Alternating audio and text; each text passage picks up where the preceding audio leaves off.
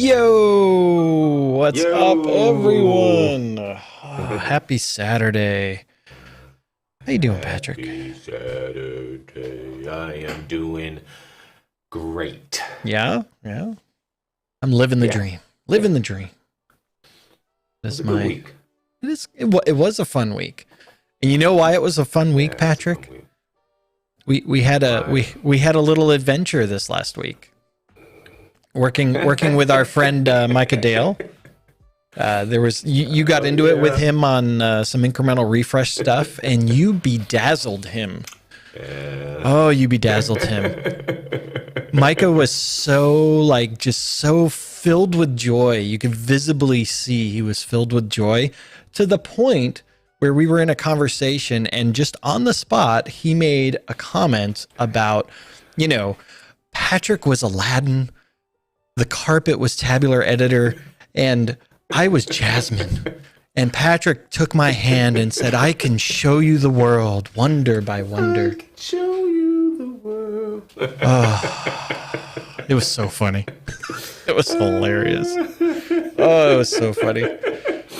That made our week. That made our week. That made the rounds also on email and everything. It was so But great. then you know what he did? You know what he did? He was like, "Oh, it's so great, Patrick." Then he sent me another one. Yeah, And he's like, how do you do this can you one?" take it a little further? Now that you're on a roll, let's go a little further.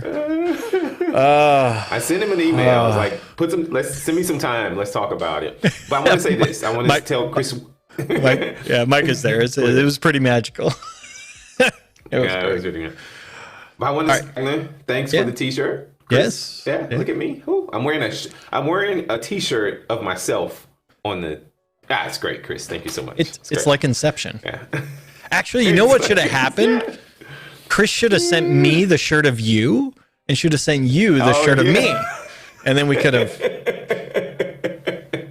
would have been like. I'm not gonna say my filter kicked in right there. My filter. What does Matthew say? Someone needs to get a T-shirt with a picture of Patrick wearing a T-shirt with a pic. Oh boy! Wow. Oh yeah, like the whole Matthew, like. Great. Yes. So Chris, I haven't. I'm gonna admit. We get. We're not going anywhere, and so we're just kind of in the house, and so we don't check the mailbox that often. So we need to go check the mailbox. I'm sure there may be a shirt there. I don't know. Oh, all right. Welcome everyone. Sorry, that was a whole distraction thing, but that's all right. All right, welcome everyone. Guy in a Cube. All right, if you are new to Guy in a Cube, whether this is your first live stream or the first time just a Guy in a Cube at all, put hashtag new in the chat. We love seeing that. And Thomas is there kicking it off with Dark Ages BI. Yes, I know, Thomas. It's yes. Thomas has been around the block. So yeah, it's been an exciting week. I don't. It's December also, so that's good. Yeah, that's good. Yeah. Oh, we got Gilbert is new. Welcome, Gilbert. Yeah. What about Wyatt? No, new. so he's not new. He was the inspiration for this week's video. So the one that's coming up this week. So next week. Well, yeah, next week. This coming Wednesday. Wednesday. Yes, that was the inspiration. Because today's it's Saturday. Yeah. Sachin, new. Thank you for hanging out with us. I think someone asked if Power BI is always this fun. Yes, it is. It is always this fun. Yes, it is. Yes. So you got to find us at a conference. It's even when we can be in person. It's really fun. Oh yeah. Power Hour is the best. Yeah. Abhishek, new. Thank you for hanging out with us. All right.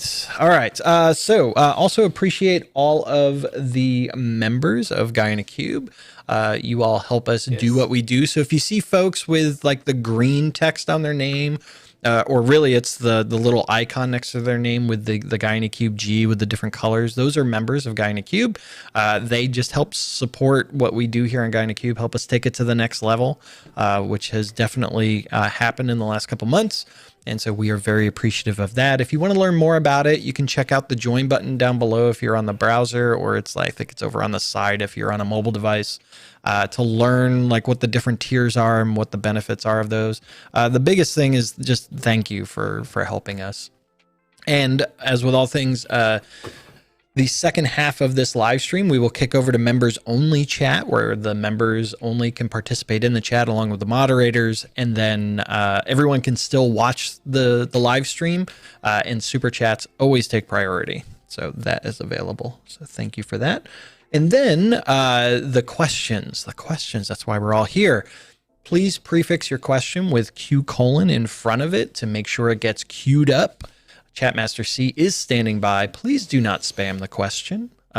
We get it in a queue, we queue it up, and we get to as many as we can, and we don't get to all of them ever. So we try our best, and it makes us sad, but we will get to what we want. Also, Patrick and I were talking behind the stages, and we see like some folks like to throw in like 3, 4, 5 questions.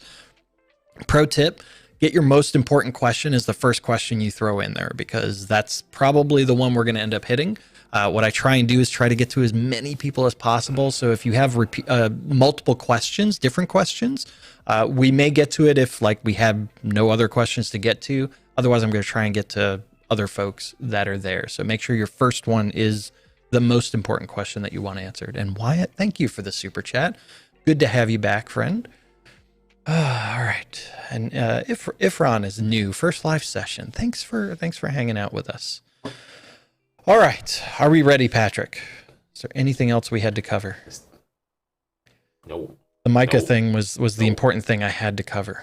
So yeah, it was cool though. It's I think if you're using incremental refresh, you probably should watch this week's video. No, you not probably. You definitely should watch the upcoming video. Yeah, you guys need to say thank you. If you see Micah, you need to give him a fist bump or something, because he inspired all this. So yeah, he pushed Patrick to the next level. He did. He did. He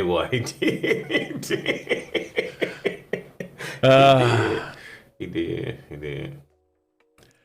All right. Okay. And then Gilbert, thank you for becoming a member. Much appreciated.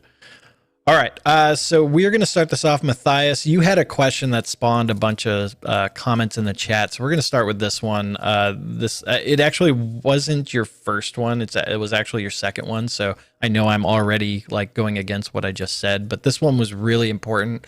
And based on the comments of Thursday's video, this is very much in everyone's mind, and it spawned so much, so I'm going with it.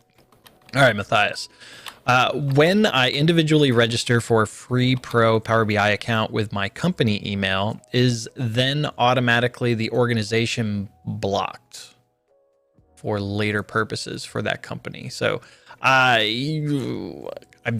there's a couple things with this, and the way it's worded, I'm not sure I necessarily understand what you were going for there. But the idea is the premium per user, the pro, the trials and whatnot, these are all on an individual basis if you do them in the service. Once you do it, and if it expires, then it's done for your individual account. Organizations have a way to block the actual trials. There's a tenant setting where they can go and disable the ability for people to sign up for trials. This would affect Power BI Pro trials as well as the premium per user trials, because they're kind of handled the same way. So that's something that could be blocked at an organization level. But if they are enabled, then you can sign up for those trials as an individual and then take full advantage of them. I know Chris Wagner had commented in the chat as part of that was that at their organization, they actually block it because they want to force people through their process of getting licenses. And so that's typically what I see at large enterprise organizations, is they want to control how people get those license assignments and whatnot. So that may be the case that you're trying to get to in your organization. So good question. Good question. Anything to add to that, Patrick? Nope. Nope. Okay. Nope. All right. Jad Wigga. What is the difference, and why do people promote certify a data set? Who can do it in terms of rights? Only admins? If so, is there a built-in way to request it, or just internal communication? That is a great question. I love that question. So what I'm going to do is let's see here. Let's go over here. I'm going to show my desktop here, Patrick. head over to my desk. My it's actually not my laptop. It's a desktop. What? All right, so certifying data sets. So I'm just going to go into the admin portal and tenant settings here. Let's go tenant settings, and where's certify? Actually, there's not a search thing, so I'll just do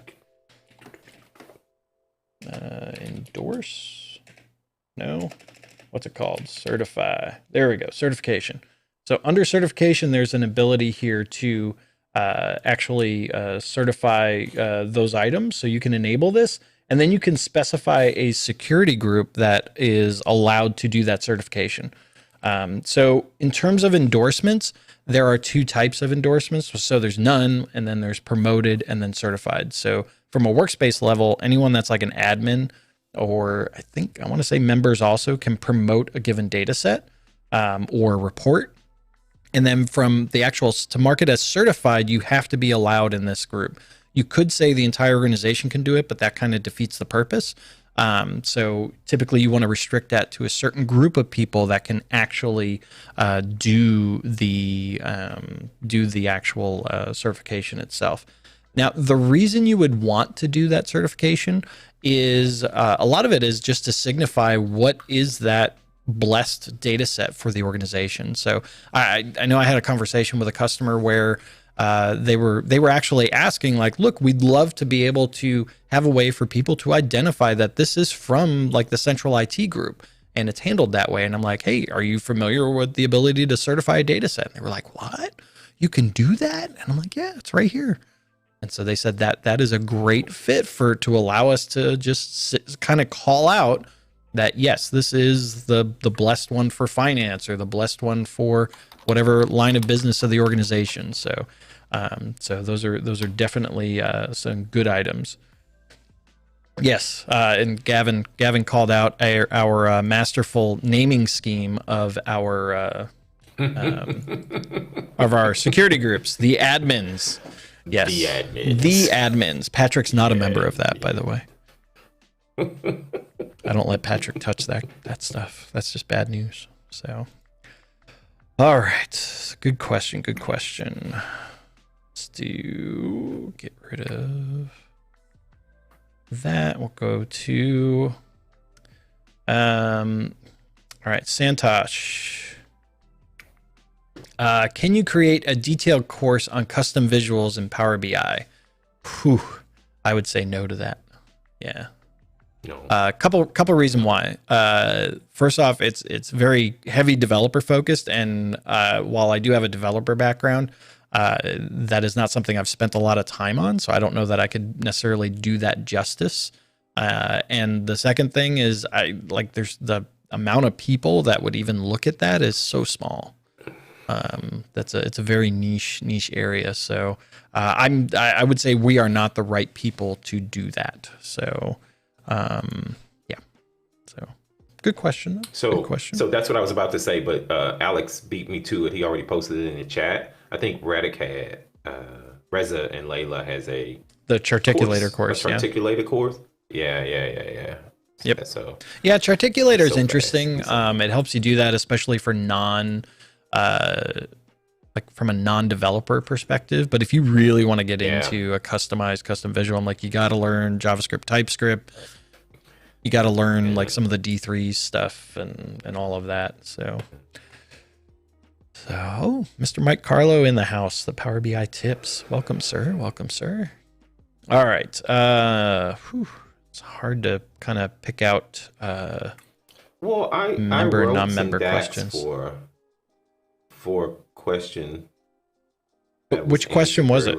And I'm like, what? Which question? Mateus, I think it was way up top. Like the second question. Is it the I need a measure to which computes? Yeah. The no months number of months. All right. Patrick's preempting this, so we're going to do that so he can feel validated in the work that he did on his. See, Patrick didn't communicate that to me, so there you go. Well, I learned this week. Even though I communicate, things still don't happen. Oh, bother. I think you and Chatmaster C need to have like a just a session to So go. why? Yes. All right. Why communicate? Why communicate? So I need a measure that computes number of months by year where the average stock of a product is greater than a limit. 3 tables, stock value, calendar, table with limits by product. Okay. Are you ready? So I didn't. Yeah. So let's head to my laptop. Okay. We are there. So I didn't reproduce your little model. I just used AdventureWorks here, and so it's and I wish I could take full credit for this DAX, but I've been watching Alberto and Marco every video that these guys put out, and so it's a pattern that Alberto shows in one of his videos, and so basically I set my limit, which will be my whatever you're trying to show, Mateus. If you're trying to show, average stock price is greater than whatever value. So I set it, and then I built my measure out. I did the summarize by my month because you said you wanted to count the number of months. So I built that out. And then I have another variable where I just filter out based on that limit. Then I return the results. And so now you can see right here, if I choose a year, I choose a product, and then I forget what my limit was. What was my limit? My limit was 1,800. And so any product that has sales greater than 1,800, you can see I only have 2. And so now I see 2 months over here. If I adjust my limit to say like greater than 1,700, you'll see, and there's probably a million ways you can do this. There's probably a million ways you could do this. Yeah, Micah already called out Micah's one. comment. Yeah. Yeah, you can use summarize columns. You can do this a lot of different ways, Micah. This was just on the fly. I saw the question, I started typing it up. Yeah, so, yes, he also did right, not Micah. test for like performance benefits of one way versus the other. I did not. In the like 10, 20 columns, minutes we had. So. Yeah, summarize columns probably would be better. But there you go. So you can see it's 8 now. So anyway, but you're absolutely, you got me on that one. So there you go, Mateus.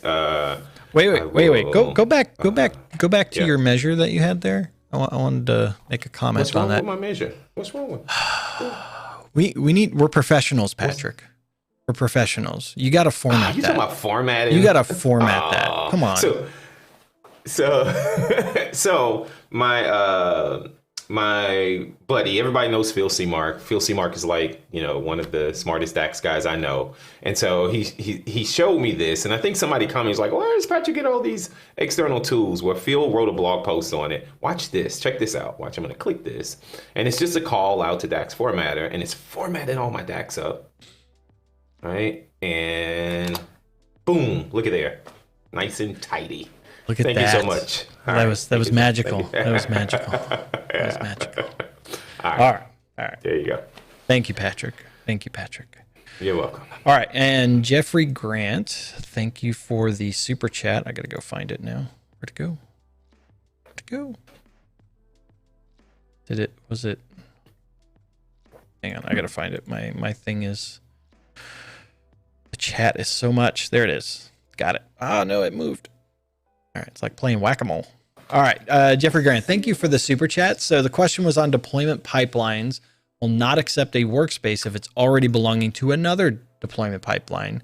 Seems like this would be 3x the number of workspaces created with assumptions. Yes, that is one of the, with a workspace can only belong to one deployment pipeline. The other thing with deployment pipelines is when you can add that, so you should either add the deployment pipeline as, my recommendation, either add it as the development part of the pipeline or as the test.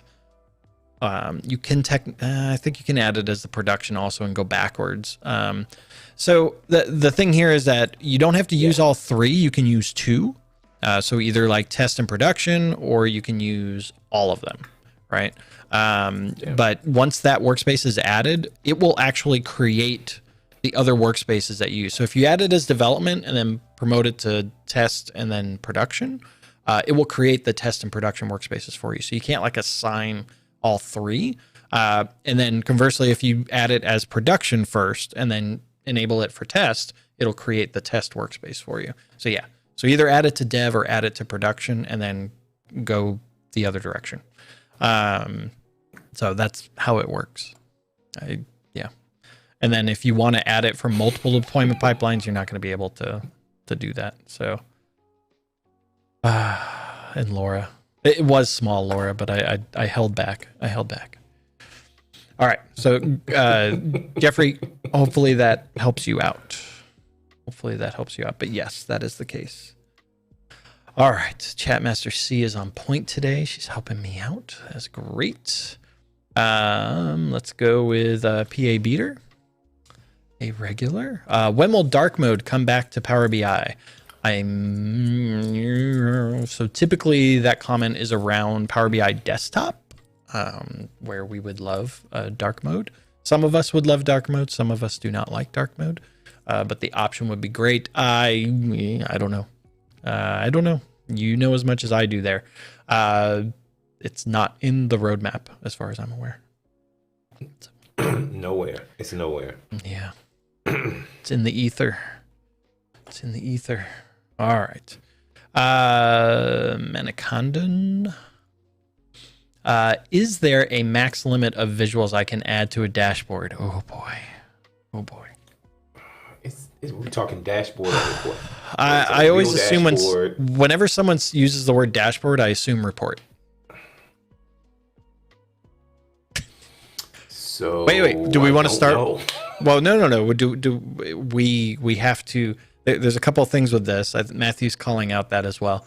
The first thing is it depends, right? There's a lot of things that depends on. But the other thing, the fact that you're asking that question makes me worried. Why do you need the most I've seen on a report is 125 some odd visuals on a report canvas, and yeah, that was nuts. Why would you do that? How are people going to consume that information and be able to make decisions off of that? Try and tell the story. Try and be succinct in the report that you're creating and the visuals that you're using. Try not to overload it. Try to make it not just one big table with a bunch of columns and rows. Try to be mindful about what it is you're creating. So the technical limit, I don't think there is a technical limit of the number of visuals, but you're going to incur performance problems as you add more visuals. So that's really where you're going to feel the pain. The other pain that you may hear is users of the report coming back at you and asking why. It's just not useful. So just be mindful about it. It's a good question, but the fact that you're asking that, please limit the number of. You should have the minimal amount of visuals on the report to convey the story and answering the question that you're trying to go after. So I'll leave it at that. All right. Let's go with Aravind. Can I make my end users get a mail to their inbox every time I schedule refresh or just refresh the report? So the answer to that is maybe. So I believe you can have an email, but I think the email on the refreshes only go for failures. The other thing you could do is do a subscription on reports. And then the subscription could be sent out to others. Row level security is one area that you need to be aware of there. Yep. But yeah, just for the refresh itself, no. But you could code up your own thing and just check that the refresh is there based on the refresh history, and then send out some Power Automate or something like that could trigger off of that. So there's ways to do it, just nothing in product for that specific use case. So, all right, good question. I saw Marcos said something on the it depends. He said we started recording videos for it depends. Screenplay popular question, 30 seconds, short answer, it depends, 30 seconds, and explain why it depends, 30 minutes.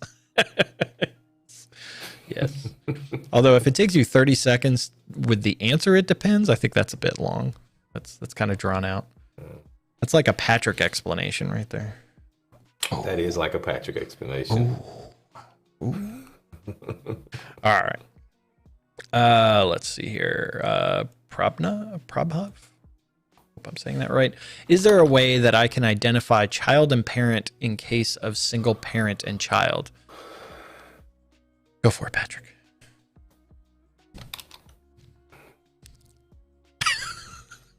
Any day. But what's the context though? Are we talking about in a table? I would think like a parent-child like hierarchy type thing. That's what I take out of this. Some DAX. You could do it with some DAX, and if you use is in scope, right? I can start checking. Yeah. If I want to, but it's going to require that you write some DAX. Yeah, and there's of course it depends. Yes, it depends. There's blogs out there too, like using the path function in DAX and from defining hierarchies and things of that nature. So definitely check that out. Hopefully that will get you something that will guide you in that direction. Path DAX function is what you want to look for. There's I think there's three different path functions, and so there's a Reza has a blog Reza's post got some blog posts on that, and even Casper has a blog post also on like path contains, and you can look at it. Oh, look at that, Alex with the links, DAX patterns, parent child, bam. Bam. There you go. I forgot to do the hey Alex command for the instead of hey Siri or hey Alexa. It's hey Alex. Dropping that link, the link master. Thank you, Alex. All right. I was looking up the limits for dashboards because I know there's a document that shows limits of what you can do. There's but I don't. FAQ, well, so you're saying for the actual dashboard, not the report. Yeah. I don't know that there's a limit of visuals though. There's not an actual limit of the number of tiles you can have on a dashboard. So yeah. All right. Let's see. Karthik. General question: if you have flexibility to choose any BI tool like Power BI, when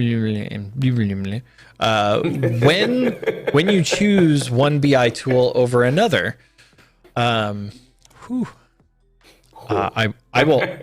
preface. You always choose Power BI. Yes, always choose Power BI. So in general, it depends, and I would say that Patrick and I are vastly, extremely biased in that response. Yes. So there are lots of blog posts out there that compare the two. Try and also, if you're looking for items that compare the different tools, check the date of when those are, because Power BI updates so fast. I just want to say something also. Check the credibility of the person that's writing the article, right? Because I've read some articles. When you say credibility, though, it's also like where are they coming from, right? So if you look at an article from Guy in a Cube, we're Microsoft, right? So obviously we're going to favor Power BI. Yeah. So is that what you mean? It just needs to be unbiased, though. Yeah. It needs to be unbiased. They need to have an unbiased opinion because, I mean, I've read some articles where people say, oh, Power BI can't handle 1 million rows, no more than 1 million rows of data. I'm kind of like, what? I have a model that I can show you right now. Ask Micah also. I have a model with 1 billion rows imported, but it only can support 1 million. So just be careful. Just be careful of the things you read. There was some video I watched where this lady made a comment of like Power BI can only support 1 million rows, and I'm like, what? Yeah. Like, I can do way more than that. And so, but if you're coming from like an Excel background, it's like you may have that interpretation that, hey, that applies to Power BI. So it's like, yeah, do your research. So Matthew has the best comments. He has the best freaking comments, man. Yeah. Just let that one scroll past. Wait, where is it? I don't know. Just let that one scroll. I always thought it was pronounced.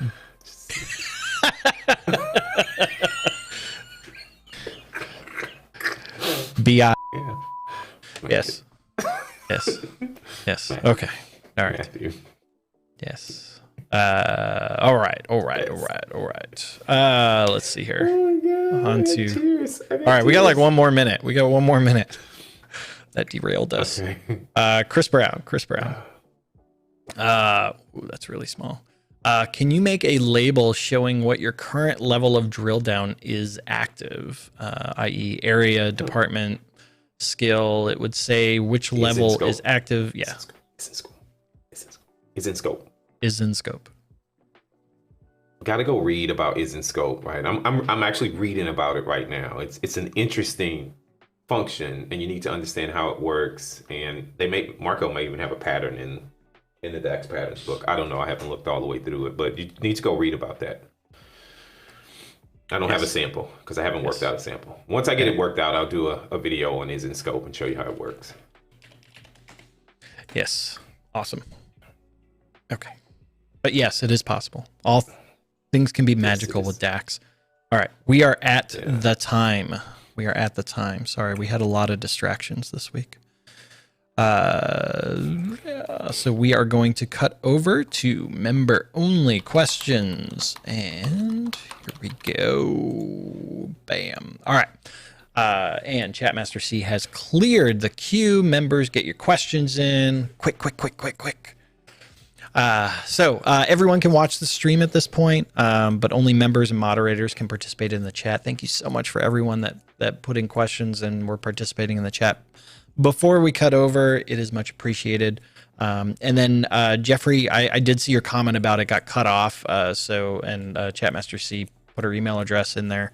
If you send it over, I go through the questions afterwards also, but if you can shoot us an email, I can respond to you there if I missed it. Happy to do that. All right. So here we go. We are going to start. Will Champion had a question at the very early. One of our Australia friends. So when connecting a Power BI desktop file via OneDrive to a workspace, you optionally nominate the OneDrive in the workspace. Is it different when using this via SharePoint to a workspace? So great question. We are going to head over to my machine. I'm going to show it. What are you laughing at? I was just thinking about something else. Head over to my, Anyway. I saw Crystal's comment on the Teams, and I didn't know if that she was like jumping on board of your making fun of me as the Teams admin. I didn't know. No, she sent you something in Teams. Yeah. Got it. Okay, so inside of an app workspace, so this has to be a V2 workspace specifically. So V1 workspaces are backed with the Office 365 Modern Group, although I think that's actually gone now.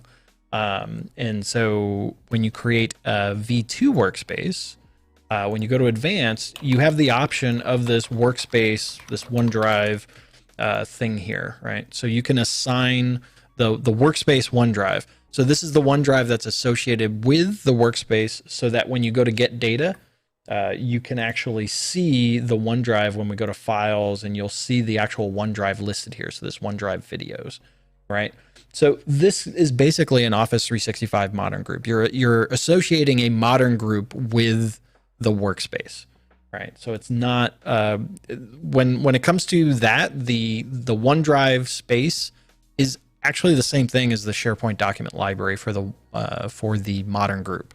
It's actually the same thing. And so yes, you can assign it to the SharePoint document library. You just put in the name and it will list out that Modern Group. So really that's what you're associating it with. It's labeled OneDrive and it is OneDrive, but it's also the SharePoint document library. They kind of merge together. So yes, hopefully that helps. All right. Let's see. That was Will's. Let's go to Michael Mays. All right. When separating a data set from a report, will the report render more slowly?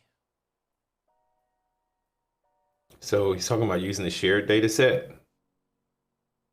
Yeah. Yeah. So it shouldn't, it shouldn't be slower. It's going to depend on internet connectivity, obviously, because I need to go back and get it if it's local on my machine. And I was telling someone this, I was building a report connected to a local data set, and it was much faster, right? But it's going to depend on latency and connectivity and things like that. But the overall execution of it should not be. Well, and so it depends also, where the context of this question is. Are we talking about once it's published to the service, or are we talking about when using it in Power BI Desktop? So Patrick's comment is true for when you're using it in Power BI Desktop. When you're using it in the service, it's effectively the same thing, right? It's just a connection string to where the model is. Yep. Yeah, doesn't matter. Yep. Doesn't matter. Especially when you publish it to the service, it's like, it's just go here or go here. Where's that connection It should string? all be like right there, right? Yeah. Fast. Yep. I would also say it depends too. Is it backed by premium? Is it not backed by premium? All those but it shouldn't matter that it's separated, right? Right? Depends. It depends. There's a lot of it depends there. That's so yes. Man, my buttons are really far away. I just noticed that. All right. Good question, Michael. Good question. The answer is no. That just the separation itself shouldn't make a difference. All right. Miss Jessica, super simple question. My premium per user trial is not working, and Chris Finland told me to call support, but I'm wondering if there is a specific support number. So I saw your question on the comment in the video itself. I actually went and looked. There is a number. But man, I can't find it. I cannot find it. I know it exists, but yeah, that's I want to say it's like 1-800-Microsoft or like some flavor of that will get you there, but I can't find it. Everything's kind of pushing you towards the like virtual chat or the online submission, and I do have Chris Finland's cell number. We can put his phone number in the thing, right? No. Oh wait, I found it. Here's the number. 8675309. 867.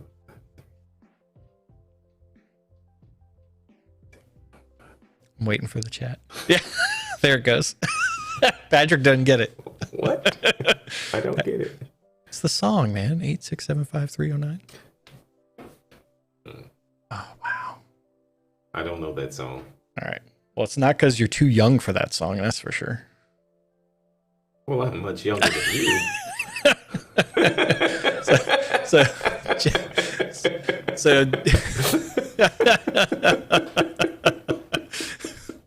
So Jessica, I don't know. I couldn't find the number. I will try and find it for you though. Yeah, I couldn't find it. In the 20 minutes I spent trying to get it, I could not find it. So I will diligently try and find it. All right. I may be the youngest person on this call. Yeah. Okay. All right. So Mr. Micah, Jasmine herself is. It's a bit of a pain that some features are only supported via XMLA after deploying to premium. Any word on full feature support in desktop, I'm looking at you, is available at MDX.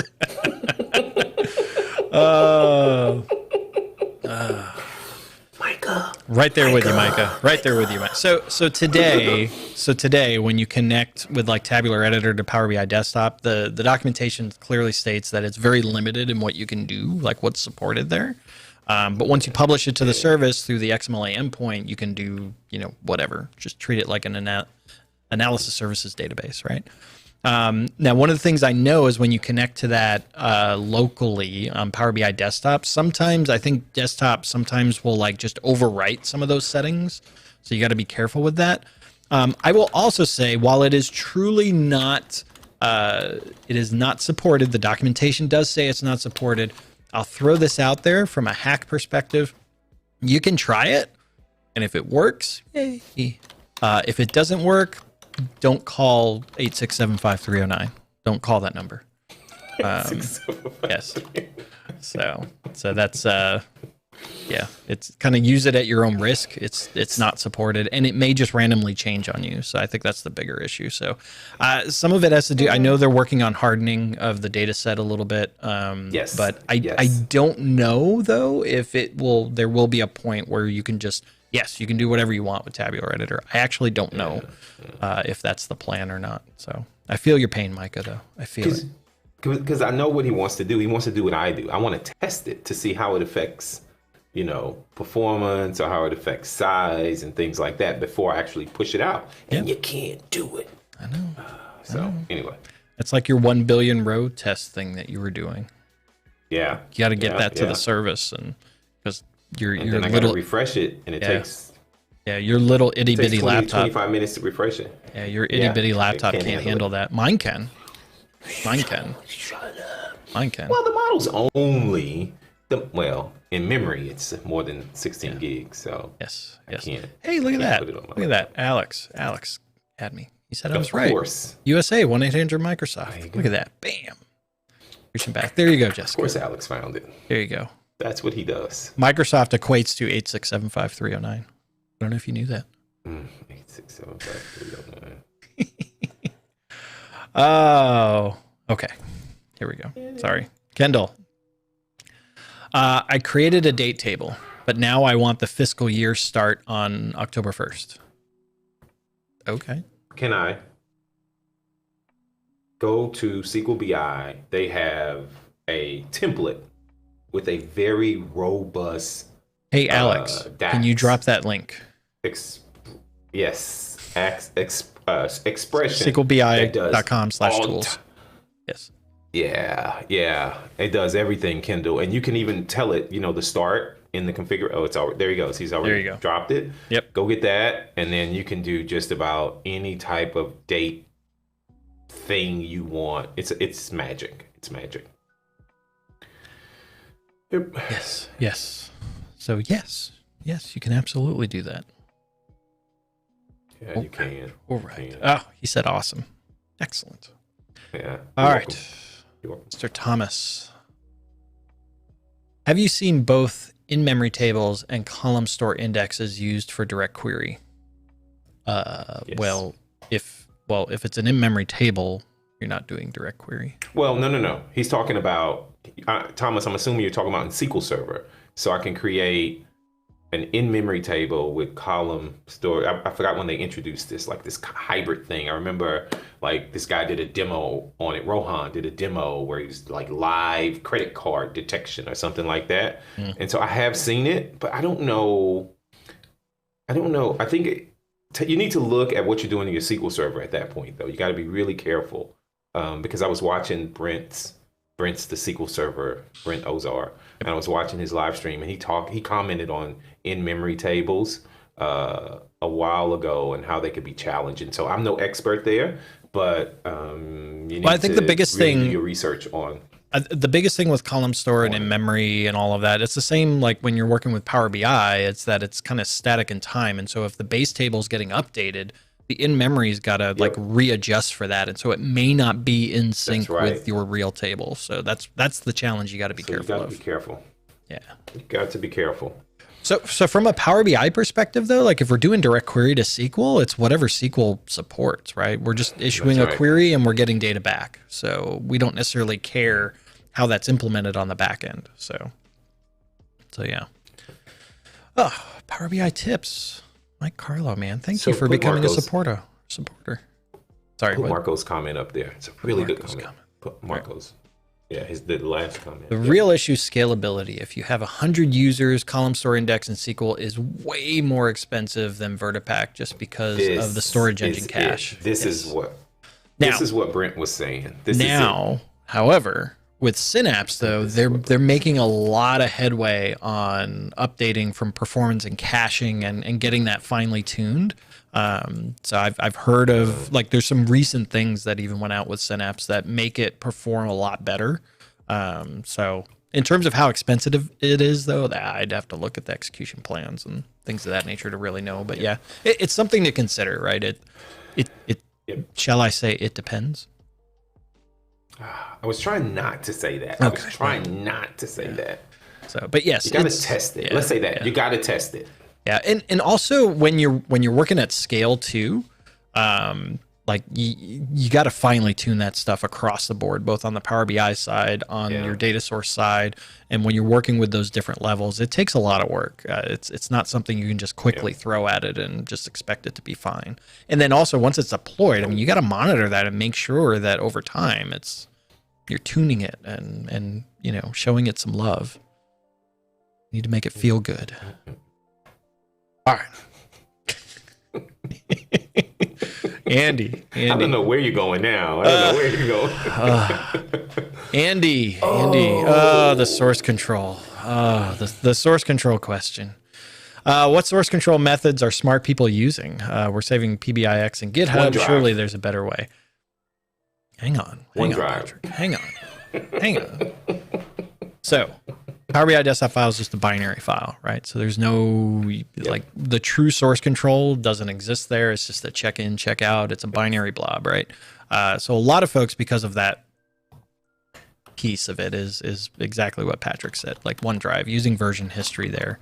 You can use GitHub, you can use DevOps, you can use, but just understand it's just a binary file. So yeah. OneDrive, I think, is the most common, though, also because of the fact you can link the OneDrive from a workspace perspective and you can just pull it there. So that makes it a little easier. But the CI/CD is coming for deployment pipelines with DevOps and GitHub. And was that what you were going to say?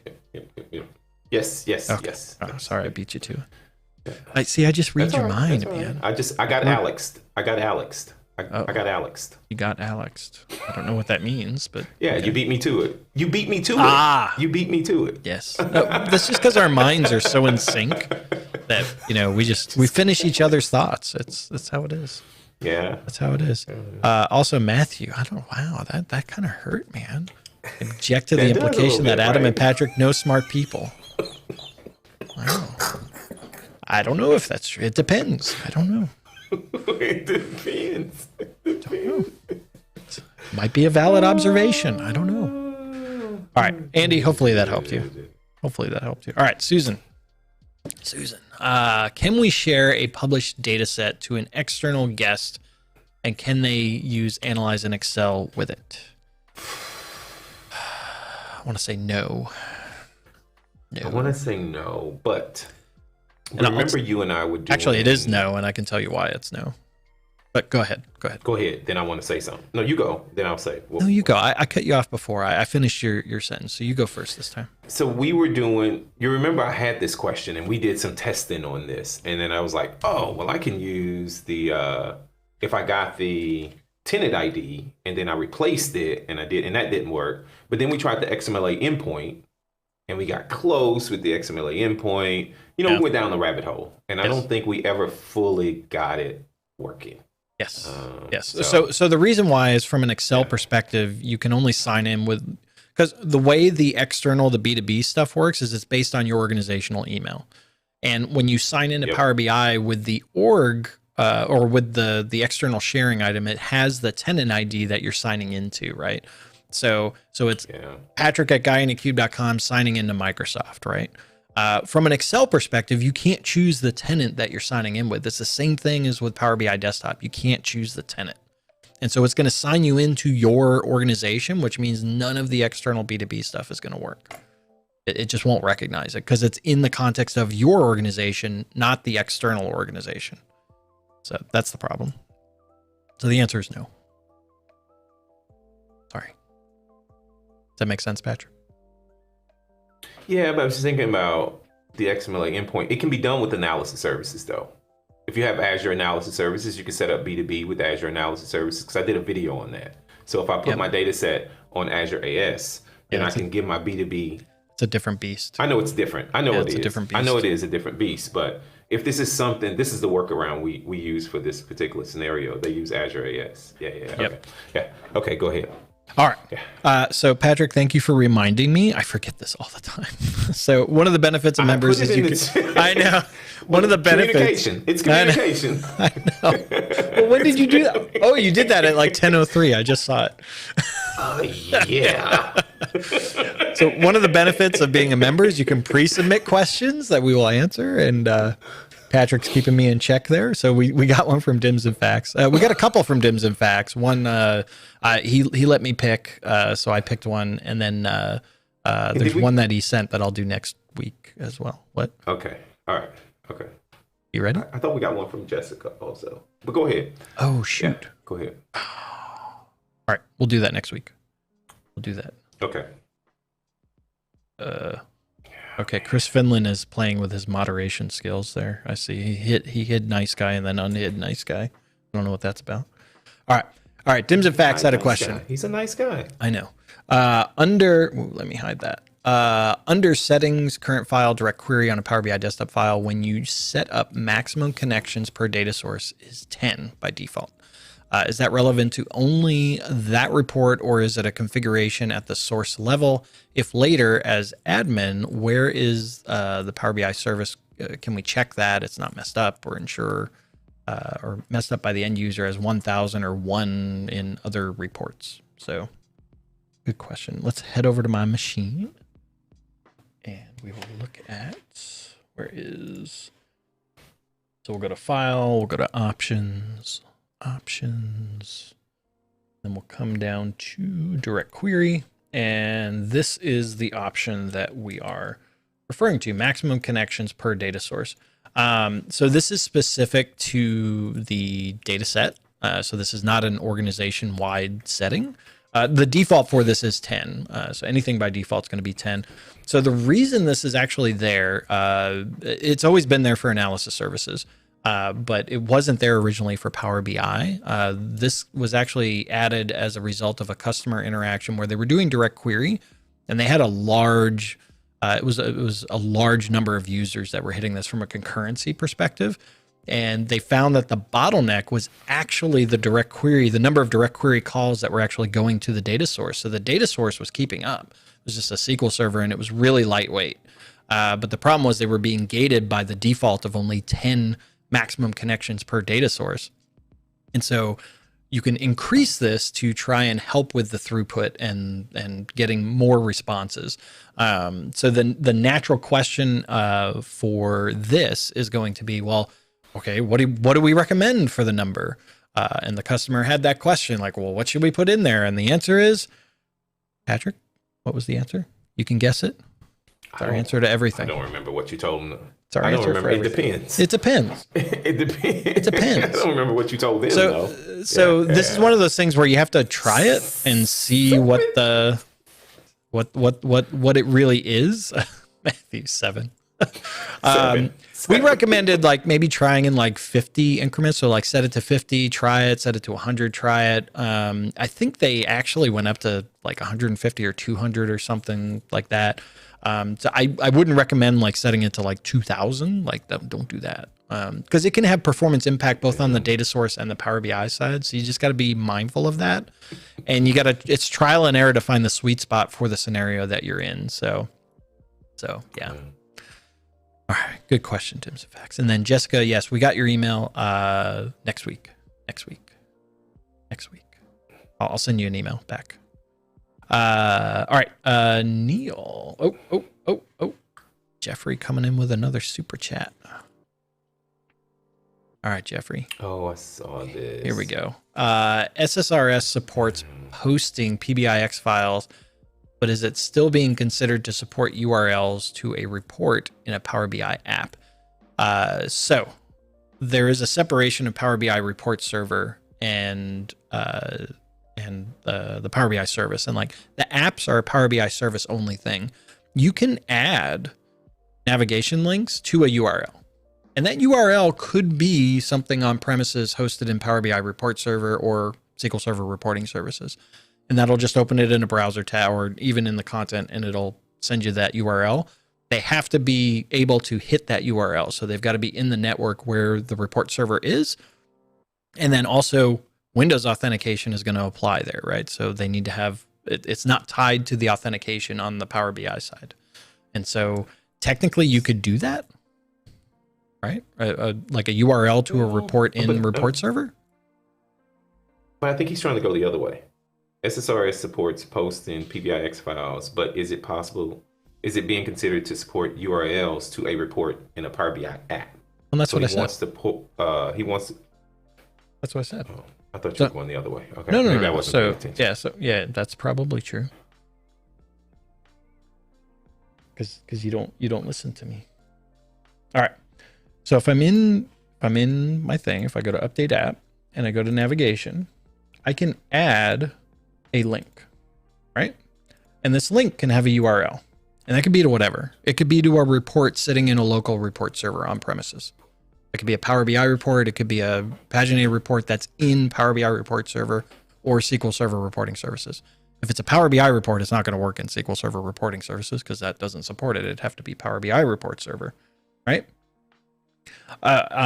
So that's how you can do that, but there's implications there. Now, Jeffrey's actually saying he wants to go the other way. RS to Power BI. Can I add a URL there? And the answer to that is no. Because how would you grab a link and put it? I can grab a link and put it in the report. Blank report. Yeah. Yeah. I can put the link anywhere I want, and when I click that link, but as long as you can authenticate up to that report, right. But from the portal perspective, yeah, like there's not like a way like the apps where you can add links in there. But you could have like a paginated report or Power BI report that just has a URL and click on it and go. Yeah. But yeah, the authentication stuff, it's not one-to-one. Yeah. Yep. Yeah. All right. Hopefully, Jeffrey, I hope that helps answer that. Technically, yes. It depends. I'm going to go look at this. I got to turn on my report server. Yes. All right. All right. Rodrigo, another super chat. Here we go. How to handle relation between tables when you have lower and uppercase rows in different tables. I thought Power BI wasn't case sensitive. I didn't know it was case sensitive. I saw this question earlier. And so I don't think it's case sensitive. I thought it was not case sensitive. Thought it was not case sensitive. I'm confident. Yeah, Alex is saying too, relationships is not. Mark Beadle said he might be referring to Power Query merging. So Power Query, I think there is some case sensitivity involved on the Power Query side. But isn't there upper and lower functions in DAX though? Either way. He needs it to be case sensitive. Yeah. You see, he wants it to be case sensitive. Yeah, on the data modeling side, it is not case sensitive. So. Yeah. So. Yeah. Yeah. There's not a way from a DAX perspective. I don't think you can do that. So. Sorry. Yeah. You'd have to do that back in Power Query. Yeah. Yeah. Yeah. Yep. Oh. Yeah, and Alex said use the number system. That is a way. It's hacky. Like it's not. Yeah, it's hacky. So I don't have any magic sauce outside of that for you. So. Oh, Micah's got a good one too. It's using surrogate keys in Power Query, which will be the sensitive to the difference and then use that key. That's a good idea. But yeah, again, it's hacky. You're kind of hacking the system there a little bit. All right, Mr. Neil Hamley over at Data Training. Wait, Chris Webb has a blog post talking about case sensitivity in DAX. He really does. Did you put that link in the chat? I'm doing it right now. Ooh, there you go. What is that? What does that Power say? BI and case. Power BI and case sensitivity. What's more? Well, he's going into Power Query. So case sensitive. Yeah, he's going into Power Query with but then he says that. But then he says DAX calculations are case insensitive if you try to. Right. You need to read through it though. It's not. Yeah. He talks about it. Okay. Yep.